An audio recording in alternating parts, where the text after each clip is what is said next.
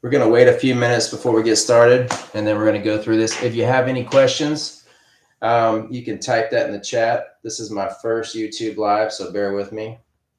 I'm going to probably wait a couple minutes. The goal for today is to go through and talk about really the three most common back pain issues that'll come across, discuss a little bit about acute pain versus chronic pain, and then kind of help us talk about some of the statistics on lumbar disc pain, SI joint pain, stenosis, things like that to help you kind of troubleshoot it. So I'm going to get started in just a second here. If you're listening right now and you have any questions, just shoot me a chat, and then I will try to answer your questions. But really today is just more information. A lot of it's just to get you to start thinking about how you can diagnose yourself and understand more about your own back pain. So goals for today are to discuss the three most common causes of low back pain. I'll talk a little bit about the prevalence with age, who tends to get what, and then some symptoms, and then we'll talk a little bit about how physical therapy may or may not be able to help some. Understanding your body's dashboard. That goes into symptoms that you're experiencing to where you can start to troubleshoot your own back pain to where you can know what can help and what might be making it worse.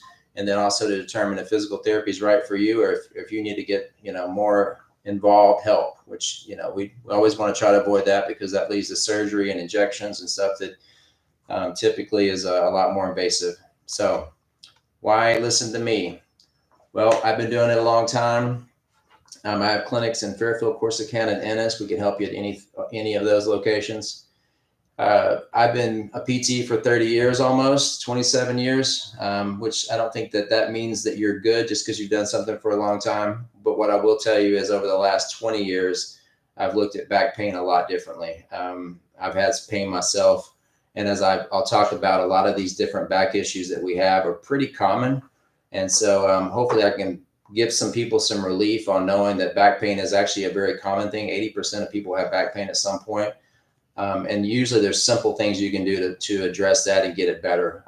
So we'll talk a little bit about that. Again, if you have any questions, shoot me a question.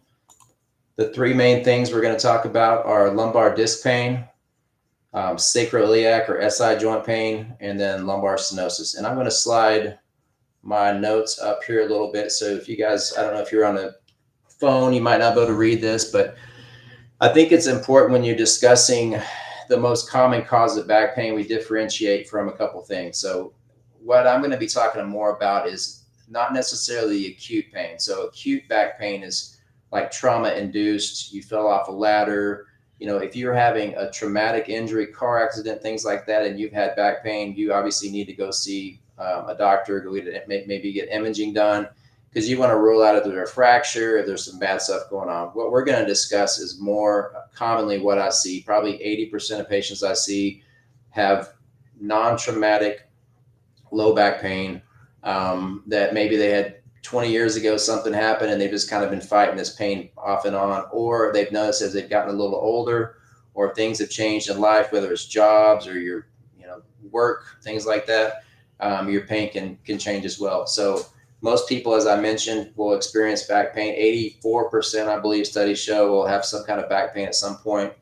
We're going to talk about the three most common ones. The first one is lumbar disc pain, which you'll hear herniation, bulge disc, depending on if you see a chiropractor, a physical therapist, or you're a medical doctor or your primary care.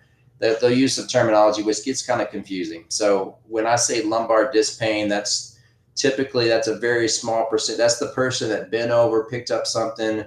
Maybe they felt a pop, sharp searing pain down their leg, which leads to what we also hear the word commonly used, sciatica. So sciatica is another thing that can pop up that we have to be aware of. And that's kind of a symptom of the lumbar disc pain. So we have about 1 to 3% of the population.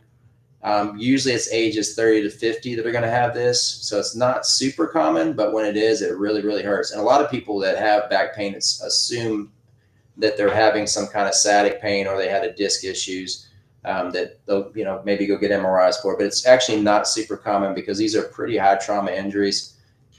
Like I said, usually 30 to 50-year-olds. And the reason that is because your disc is a lot more pliable during that period.